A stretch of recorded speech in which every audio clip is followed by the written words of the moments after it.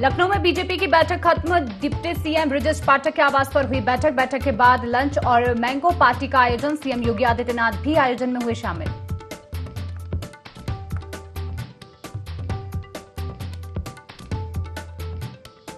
लखनऊ में नवसंकल्प सभा का आयोजन। लोक जनशक्ति पार्टी के अध्यक्ष चिराग पासवान रहे मौजूद। यूपी विधानसभा चुनाव को लेकर किया मंथन।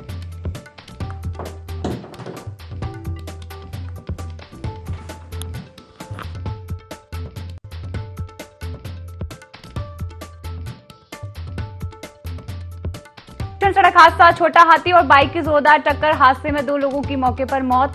सिलेंडर लेने जाते समय हुआ हादसा।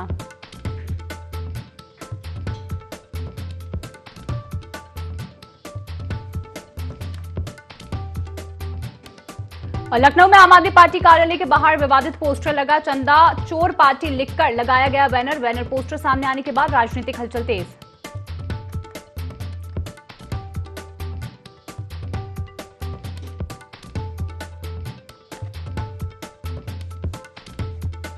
और एटा में पुलिस ने अवैध शस्त्र फैक्ट्री का किया भांडाफोड़। अवैध हथियार बनाने वाला आरोपी गिरफ्तार। आरोपी पहले भी जा चुका है जेल।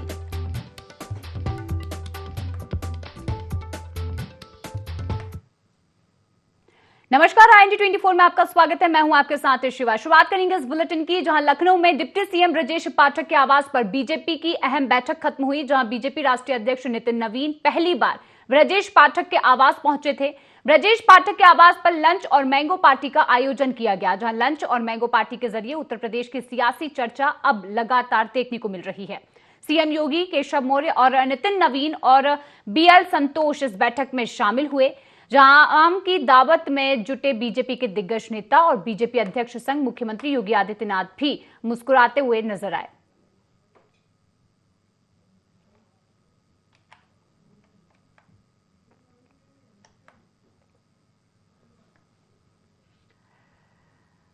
और लखनऊ में भाजपा के राष्ट्रीय अध्यक्ष नितिन नवीन ने कहा कि जो नेता प्रवास नहीं करेगा वह अपना पद छोड़ दे। नितिन नवीन ने कहा कि संगठन महामंत्री को अपने पूरे महीने के प्रवास के सबूत के साथ पूरी रिपोर्ट हर पदाधिकारी को देनी होगी। नितिन नवीन ने प्रदेश के पदाधिकारियों, जिलाध्यक्षों और मोर्चा अध्यक्षों की बैठक ली। तो वहीं बैठक में BL संतोष ने बैठक में कहा कि स्वागत करते वक्त नेता रोड ब्लॉक ना करे। 10 जुलाई तक सभी मोर्चे के अध्यक्ष अपनी अपनी टीमें बना लें। तो बता दें कि भाजपा के राष्ट्रीय अध्यक्ष नितिन नवीन ने बड़ी बैठक लखनऊ में ली है, जिसे लेकर खास दिशा निर्देश भी सभी पदाधिकारियों को जारी कर दिए गए हैं।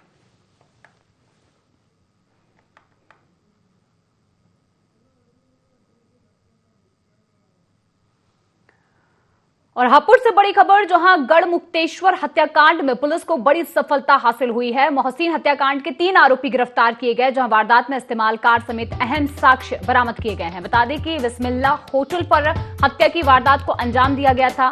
गढ़मुक्तेश्वर पुलिस ने त्वरित कार्रवाई कर आरोपियों को दबोचा और आरोपियों के खिलाफ केस दर्ज कर आगे की कानूनी कार्रवाई शुरू कर दी है। तो आपको बता दें, एक बड़ा मामला, जहां बड़ी वारदात के बाद अब पुलिस को सफलता हासिल हुई।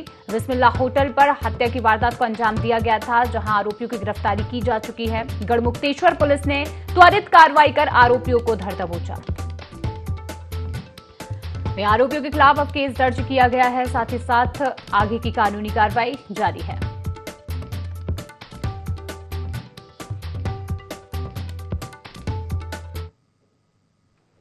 नवसंकल्प सभा का आयोजन, जहां चिराग पासवान रहे मुख्य अतिथि के तौर पर। आपको बता दें कि रामविलास पासवान की जयंती पर माल्यार्पण किया। तो वहीं प्रदेश भर से आए जिलाध्यक्ष और कार्यकर्ता शामिल हुए। तो उत्तर प्रदेश चुनाव को लेकर राजनीतिक रणनीति पर खास मंथन भी किया गया है। तो वहीं बता दें कि चिराग पासवान ने माहौल बनाना शुरू किया। अब यूपी चुनावों से पहले माहौल बनाना शुरू कर दिया गया है, जहां रामविलास पासवान की जयंती पर प्रमुख कार्यक्रम का आयोजन किया गया। और जयंती का मुख्य कार्यक्रम आज लखनऊ में हुआ। कार्यक्रम में चिराग पासवान मुख्य अतिथि के तौर पर पहुंचे। उत्तर प्रदेश में पासवान वोटों पर चिराग की नजर साफ तौर पर नजर आ रही है, जहां उत्तर प्रदेश में अब चिराग पासवान सीटें चाहते हैं, जिसे लेकर प्रमुख कार्यक्रम जो है साफ तौर पर देखा जा सकता है।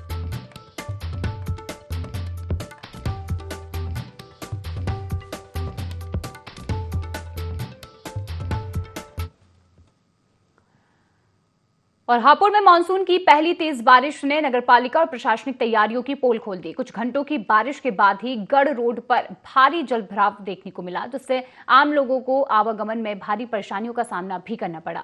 गढ़ रोड पर कई फीट तक पानी भर जाने से सड़क समंदर जैसी नजर आई। जलभराव के कारण दोपहिया और तिपहिया वाहन बीच रास्ते में ही बंद हो गए, जिससे लोगों को वाहनों में धक्का लगाकर निकालना पड़ा। राहगीरों को घुटनों तक गंदे पानी से होकर गुजरने की मजबूरी झेलनी पड़ी। स्थानीय लोगों ने नगरपालिका की जल निकासी व्यवस्था पर सवाल उठाते हुए जल्द स्थायी समाधान की मांग भी की है। वहीं पहली ही बारिश में जलभराव होने से अब प्रशासन की तैयारियों पर गंभीर सवाल भी खड़े हो रहे हैं।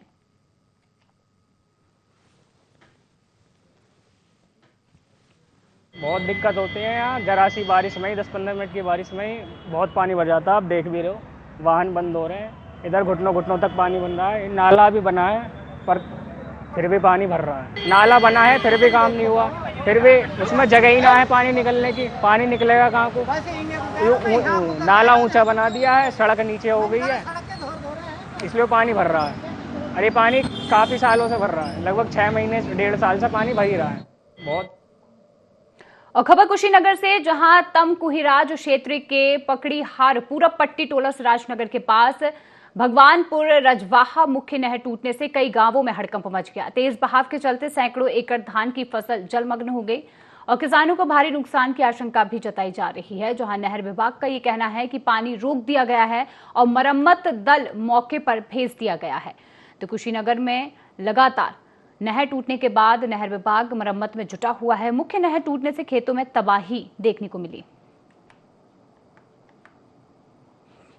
इस समय तमकुही रोड के मुख्य नहर की सहयोगी शाखा भगवानपुर रजवाहा के पास नहर टूट गई है।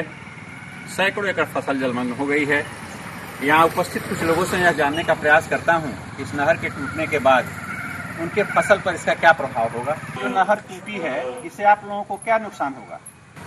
जिस स्पीड में ये नहर टूटी है, जिस स्पीड से पानी का प्रवाह है, उसके अनुसार हम देखेंगे कि सैकड़ों एकड़ फसल जो है धान की अभी जो ताज़ा रुपाई हुई है। ये नहर टूटी हुई है, इससे आप लोगों को क्या दिक्कत है? ये जहाँ से नहर टूटी हुई है, अगर सामने वाला खेत भर जाता है जी, तो जो मार्ग यहाँ से बंधा पूरा पट्टी की तरफ जा रहा है, ठीक है, वो मार्ग पूरा बाधित हो जाएगा, जलमग्न हो जाएगा, वो भी टूट, रास्ता भी बंद हो जाएगा। रास्ता भी बंद हो जाएगा। यहाँ के सभासद भाई फारूक अली साहब मेरे सामने खड़े हैं। मैं उनसे जानने का प्रयास करता हूँ कि इस नहर के टूटने से ग्रामीणों को क्या दिक्कत आ सकती है। बहुत दिक्कत है, नहर टूटने से तो बहुत दिक्कत है। ये फसल नुकसान हो रहा है, किसानों को बहुत तकलीफ हो रही है इस चीज से। विभाग अभी तक उसको बंधवाया नहीं, बीती रात यह नहर कटी है। वो तो अलग है। मान लीजिए यहाँ पुल पर पूरा वो क्या बोलते हैं, नया ही पुल बना है, उस पुल को भी टूट गया, आज तक मरम्मत नहीं हुआ। पूरा एकदम पुल के ऊपर वो पानी निकल रहा है। पुल के ऊपर भी पानी निकल रहा है और सैकड़ों एकड़ फसल जलमग्न हो चुकी है। विभाग अभी कुंभकर्ण निद्रा में सोया है। मैं हरिंद्र कुमार द्विवेदी, IND 24 कुशीनगर। और लखनऊ से बड़ी खबर, जहां आम आदमी पार्टी कार्यालय के बाहर विवादित पोस्टर देखने को मिले। चंदा चोर पार्टी लिखकर बैनर पोस्टर लगाए गए, जहां विवेक खंड गोमती नगर में प्रवेश पर रोक का दावा भी देखने को मिला। साथ ही साथ बैनर दिनेश सिंह पटेल द्वारा लगाए जाने की जानकारी सामने आ रही है। आपको बता दें कि पोस्टर सामने आने के बाद राजनीतिक हलचल अब तेज हो चुकी है। साफ तौर पर यह पोस्टर देखा जा सकता है, जहां विवेक खंड गोमती नगर में प्रवेश पर ही ये वो पोस्टर जो है वो लगाया गया है। बैनर दिनेश सिंह पटेल द्वारा लगाए जाने की जानकारी सामने आ रही है और पोस्टर सामने आने के बाद से ही लगातार अब राजनीतिक हलचलें तेज हो चुकी हैं। तो लखनऊ से खबर, जहां आम आदमी पार्टी कार्यालय के बाहर विवादित पोस्टर साफ तौर पर देखा जा सकता है।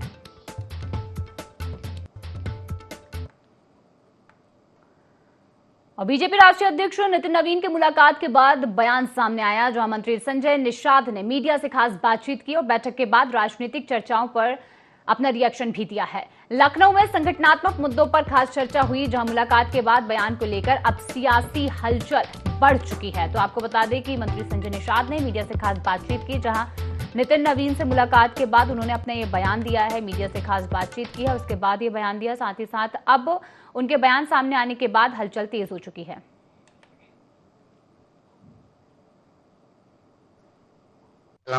वही जनता ने दिया वो करेंगे। सर्वोत्तम प्रदेश तो बन रहा है, लेकिन हम लोग 403 विधानसभाओं को फिर से कैसे उसमें तालमेल मिलाकर 2022 से ज्यादा जीत कर ले, उसके लिए काम हुई है। जीत पर चर्चा हुई है कि हम सभी सहयोगी दल एक दूसरे के पूरक बन के और सभी कार्यकर्ताओं को, संगठन के लोग आपसी तालमेल मिलाकर आगे काम करेंगे। अब सीट शेयरिंग में आगे है, सम्मानजनक सीटें पहले भी दी थी और पे हुई आगे भी। विपक्ष के पास बयानबाजी, पोस्टरबाजी, ट्वीट, एसी और पीसी के अलावा वही जनता ने दिया वो कर। और बीजेपी के राष्ट्रीय अध्यक्ष नितिन नवीन पहुंचे हनुमान सेतु मंदिर, जहां प्रदेश अध्यक्ष पंकज चौधरी ने पूजा अर्चना की। हनुमान जी के दर्शन कर आशीर्वाद लेते नजर आए। मंदिर परिसर में भाजपा नेताओं की मौजूदगी भी रही, तो वहीं पूजा अर्चना के दौरान कार्यकर्ता जुटे रहे। दर्शन पूजन के बाद आगे के कार्यक्रमों में भी शामिल हुए। तो आपको बता दें, एक बड़ा दौरा जो है नितिन नवीन का माना जा रहा है, चूंकि इस दौरे के दौरान हनुमान जी के दर्शन करने पहुंचे नितिन नवीन और उनका आशीर्वाद लिया। और मंदिर परिसर में भाजपा नेताओं की मौजूदगी साफ तौर पर देखने को मिली। तो बीजेपी के राष्ट्रीय अध्यक्ष नितिन नवीन हनुमान सेतु मंदिर पहुंचे, जिसकी तस्वीरें सामने आ रही हैं, आशीर्वाद लेते वे नजर आ रहे हैं और सभी बीजेपी कार्यकर्ता भी इस दौरान मौजूद हैं।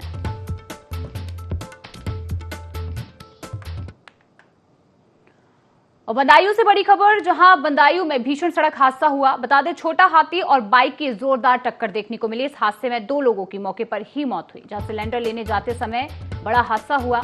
पुलिस ने शव पोस्टमार्टम के लिए भेज दिया है। तो आपको बता दें, बदायूं का ये मामला, जहां भीषण सड़क हादसा बदायूं में देखने को मिला। छोटा हाथी और बाइक की जोरदार टक्कर सामने आई, जिसके बाद इस हादसे में 2 लोगों की मौके पर ही मौत हुई। फिलहाल आपको बता दें कि पुलिस पूरे मामले की जांच में जुटी हुई है। सिलेंडर लेने जाते समय ये बड़ा हादसा हुआ और अब पुलिस ने शव पोस्टमार्टम के लिए भेज दिए हैं।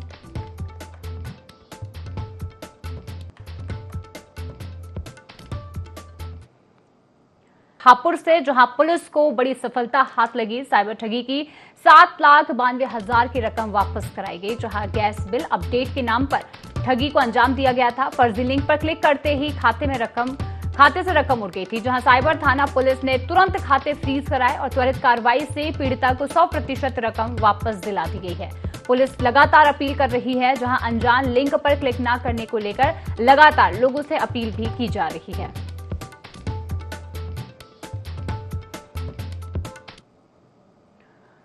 और एटा में ऑपरेशन आयुध के तहत अलीगंज पुलिस ने अवैध शस्त्र फैक्ट्री का भांडाफोड़ किया, जहां अलीगंज पुलिस की बड़ी कार्रवाई सामने आई। अवैध हथियार बनाने वाला शातिर आरोपी जिसे गिरफ्तार किया गया है। मौके से 3 अधबने तमंचे, कारतूस और भारी मात्रा में हथियार बनाने के उपकरण भी बरामद किए गए। वहीं पुलिस ने रात में दबिश देकर आरोपी को रंगे हाथों गिरफ्तार किया। आर्म्स एक्ट की धाराओं में मुकदमा दर्ज कर आरोपी से गहन पूछताछ जारी है। पुलिस पूछताछ में खुलासा हुआ, जहां 2019 में भी अवैध शस्त्र फैक्ट्री चलाने के आरोप में भी आरोपी जेल जा चुका है। जेल से छूटने के बाद से फिर तमंचा बनाने का धंधा शुरू किया और अवैध तमंचे एटा में लगातार बनाए जा रहे थे, जहां आसपास के जनपदों में सप्लाई करने की तैयारी भी की जा रही थी। समस्त जनपद प्रभारियों द्वारा इसमें ऑपरेशन आयुध में कार्रवाई करते हुए विभिन्न अभियुक्तों के घरों को सत्यापित किया गया है। थाना अलीगंज प्रभारी द्वारा तत्परता दिखाते हुए वहां पर एक घर में दबिश दी गई थी, जहां से एक अभियुक्त जो है अवैध तमंचा बनाते हुए पकड़ा गया था। जब वहां पे विस्तृत तलाशी ली गई तो घर में विभिन्न प्रकार के उपकरण बरामद हुए थे, उनको आज जेल भेजा जा रहा है। 3 बने हुए तमंचे तथा विभिन्न प्रकार के उसके उपकरण, नाल और ट्रिगर इत्यादि बरामद हुए हैं। अभियुक्त द्वारा पूछताछ में पूर्व में भी इस तरह के अवैध तमंचे बनाकर जनपद के आसपास के क्षेत्र में इसे सप्लाई करना बताया। और खबर गोरखपुर से है, जहां जिलाधिकारी के निर्देश पर 1 जुलाई से 30 सितंबर तक संभव अभियान चलाया जा रहा है, जिसका मुख्य उद्देश्य 0 से 5 वर्ष तक के बच्चों को कुपोषण, अति कुपोषण और स्टंटिंग के पहचान कर उनसे कम करना और उसे बढ़ावा न मिलना, जिसे लेकर ये विशेष अभियान चलाया जा रहा है। आपको बता दें, जिले के 4200 आंगनवाड़ी केंद्रों पर करीब 3900 आंगनवाड़ी कार्यकर्ता गर्भवती महिलाओं और बच्चों के स्वास्थ्य की निगरानी लगातार कर रहे हैं। आपको बता दें कि विशेष रूप से स्वास्थ्य विभाग टीकाकरण, स्वास्थ्य जांच और रेफरल सेवाएं उपलब्ध करा रहा है, जबकि ग्राम पंचायत और महिला और बाल विकास विभाग जन जागरूकता अभियान भी चला रहे हैं।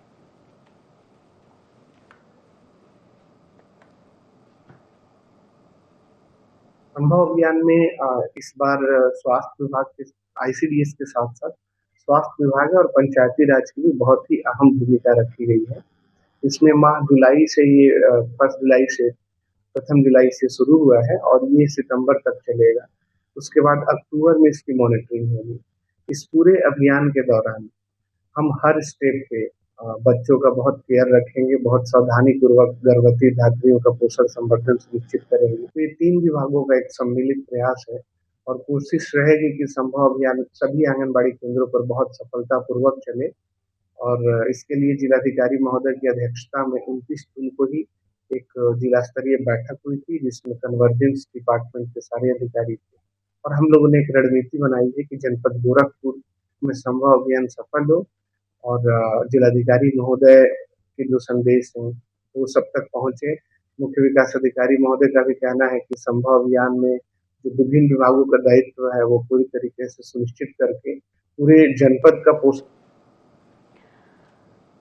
और खबर एटा से है, जहां नगला काजी गांव के पास 2 बाइक की आमने सामने की टक्कर में एक युवक की मौके पर ही मौत हो गई, जबकि 3 लोग घायल हुए हैं। हादसे के बाद मौके पर अफरा तफरी मच गई और सूचना मिलते ही पुलिस पहुंची, जहां पुलिस जांच में जुटी हुई है। पुलिस ने घायलों को मेडिकल कॉलेज भिजवाया, जबकि मृतक के शव को पोस्टमार्टम के लिए भेज दिया गया है। हालांकि पुलिस ने मामले की जांच शुरू कर दी है। और खबर गोरखपुर से है, जहां गीता प्रेस जल्द ही भगवद गीता का एक विशेष त्रिभाषी संस्करण प्रकाशित करने जा रहा है, जिसमें संस्कृत, हिंदी और अंग्रेजी एक ही पुस्तक में होंगी। इस संस्करण में प्रत्येक श्लोक संस्कृत रोमन लिपि में अंग्रेजी उच्चारण और हिंदी अंग्रेजी अर्थ के साथ दिया जाएगा। जहां करीब 240 से 242 पृष्ठों की यह हार्ड बाउंड पुस्तक 4 रंगों में आर्ट पेपर पर आकर्षक चित्रों सहित प्रकाशित होगी। बता दें, गीता प्रेस के अनुसार इसे विशेष रूप से युवकों और बहुभाषी परिवारों की जरूरतों को ध्यान में रखकर तैयार किया जाएगा। वही बता दें कि यह विशेष संस्करण लगभग 3 सप्ताह में बाजार में उपलब्ध होने की संभावना जताई जा रही है।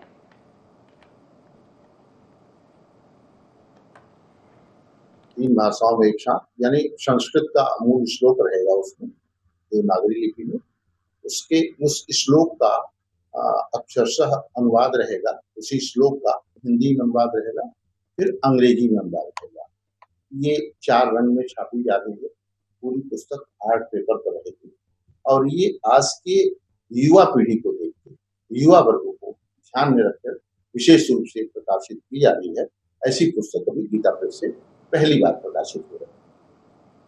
और एटा में कब्जा मुक्त कराई गई जमीन को लेकर 2 पक्षों के बीच एक बार फिर विवाद हो गया। जानकारी के अनुसार 5 जून को राजस्व टीम और पुलिस की मौजूदगी में मलिकान सिंह और रामशंकर की जमीन की पैमाइश कर कब्जा मुक्त कराया गया था। इसके बाद वादी ने जमीन पर निर्माण के लिए नींव डालने का काम शुरू किया। आरोप है कि 5 जुलाई की सुबह गांव के कुछ लोगों ने परिवार के साथ पहुंचकर नींव उखाड़ दी, जिसके बाद दोनों पक्षों में मारपीट देखने को मिली। घटना का वीडियो सोशल मीडिया पर वायरल हो रहा है। जहां सूचना मिलने पर डायल 112 पुलिस मौके पर पहुंची और दोनों पक्षों को पूछताछ के लिए मलावन थाने ले गई। पुलिस मामले की जांच कर आगे की कार्रवाई में जुटी हुई है।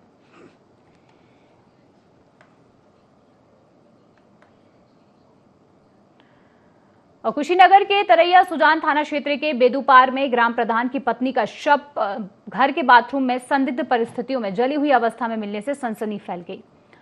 बता दें, सूचना मिलते ही पुलिस मौके पर पहुंची और शव को कब्जे में लेकर पोस्टमार्टम के लिए जिला अस्पताल भेज दिया गया है। प्रारंभिक स्तर पर ग्रामीणों के बीच पारिवारिक रंजिश की चर्चा है। हालांकि पुलिस ने अब भी किसी भी कारण की पुष्टि यहां पर नहीं की है। पुलिस का ये कहना है कि पोस्टमार्टम रिपोर्ट और जांच के बाद ही मौत के वास्तविक कारणों का पता चल सकेगा। फिलहाल मामले की हर पहलू से जांच की जा रही है और परिजनों सहित आसपास के लोगों से पूछताछ भी लगातार जारी है।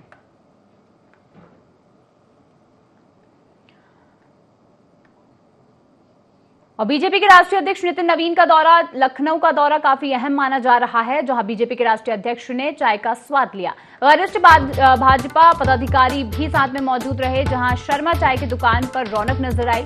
चाय के साथ अनौपचारिक मुलाकात हुई। साथ ही साथ दौरे के दौरान चर्चा का केंद्र बने रहे नितिन नवीन। तो काफी अहम ये दौरा नितिन नवीन का माना जा रहा है। लखनऊ दौरे पर पहुंचे हुए हैं नितिन नवीन। वरिष्ठ भाजपा नेता भी मौके पर मौजूद रहे। शर्मा चाय की तस्वीरें आप देख सकते हैं, जहां साफ तौर पर मौजूद नजर आ रहे हैं। 2027 की चर्चा तो जनता में शुरू हो चुकी है और 2027 चाय तो निश्चित रूप से एक घर घर का विषय है। और मोदी जी के नेतृत्व में जब 2014 में हम चुनाव लड़ने जा रहे थे तो देश भर में लोगों ने एक चाय बेचने वाले के बेटे को देश का प्रधानमंत्री बनते हुए देखा और जिन्होंने मजाक उड़ाया वो हाशिए पे भी देखे। इसलिए चाय वाले से अब कोई मजाक नहीं करता। और मैं मानता हूं कि युवाओं को जिस प्रकार से 9 लाख युवाओं को रोजगार देना, उत्तर प्रदेश को उत्तम प्रदेश के रूप में इंफ्रास्ट्रक्चर जहां विकास भी है और विरासत को भी बढ़ाने का काम किया है, मुझे लगता है कि अपने आप में उत्तर प्रदेश इस देश को नेतृत्व करने वाला प्रदेश बन रहा है। और मैं मानता हूं कि आज माननीय प्रधानमंत्री जी के सपनों का जब 2047 के विकसित भारत का हम लोग सपना पूरा करेंगे तो निश्चित रूप से उस समय उत्तर प्रदेश भी 2047 के पहले ही विकसित उत्तर प्रदेश बनकर।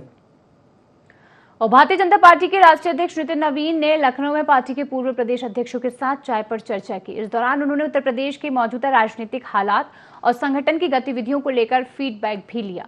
वहीं बैठक में संगठनात्मक मुद्दों और आगामी रणनीति पर भी चर्चा हुई, जिसके बाद नितिन नवीन दोनों उप मुख्यमंत्रियों के आवास पर भी शिष्टाचार मुलाकात और चाय पर चर्चा के लिए जाएंगे।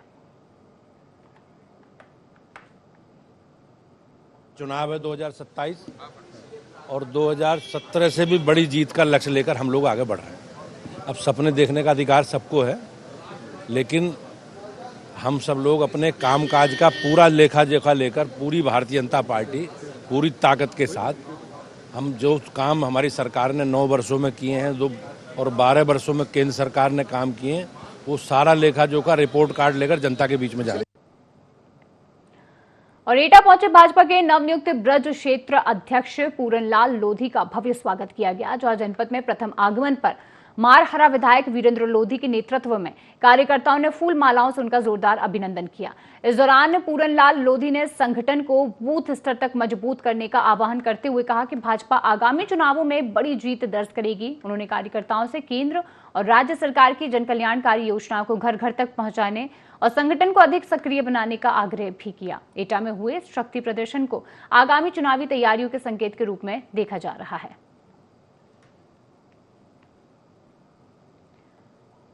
ये प्राकृतिक व्यवस्था है, किसी मनुष्य का ये दम नहीं है कि वो किसी जिसमें चाहे उसमें जन्म ले। तो लोधी राजनीति में लोधी राजपूत कोख से जन्म लेना कोई बड़ा प्रश्न नहीं है।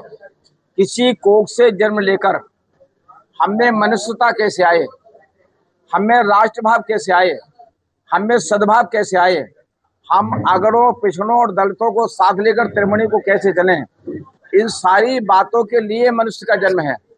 उत्कृष्ट योनि है ये। तो हमारा काम है संविधान के आधार पर राष्ट्र का निर्माण करना। इसके अंतर्गत आता है लोकतंत्र पर्व।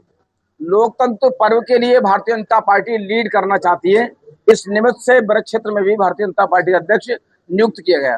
हमारी 4 जातियां हैं। केंद्र की सरकार ने माननीय मोदी जी के नेतृत्व में, उत्तर प्रदेश की सरकार ने, इस डबल इंजन सरकार ने, हमने संपूर्ण मनुष्य जाति को एक माना है। उसके अंदर 4 जातियों में हमने विभक्त किया है। हमने कहा है किसान, हमने कहा गरीब, युवा और महिला। ये 4 जातियां ही संपूर्ण राष्ट्र का समुच्चय का आधार हैं। अन्य कोई जातियां नहीं है। अन्य जातियों में सभी एक, जिस तरह से एक प्लांटेशन सिस्टम में हम नाना प्रकार के फूल, क्यारी, मौसम के अनुसार फल फूल तैयार करते हैं, उसी प्रकार से समाज में मोर्चे हैं, युवा मोर्चा, महिला मोर्चा, अनुसूचित मोर्चा, बीजेपी की मुख्यधारा, इन सारे उसको एक इंटरनल ढांचा स्ट्रक्चर तैयार होता है जिसमें संविधान की अपेक्षा अनुसार लोगों को काम दिया सके, उनके अधिकार दे सके, उनके मौलिक अधिकारों की रक्षा सुरक्षा चिंता की सके। ये है संगठनात्मक ढांचा। और इस बुलेटिन में फिलहाल इतना ही। और भी खास खबरों के लिए देखते रहें IND 24। नमस्कार।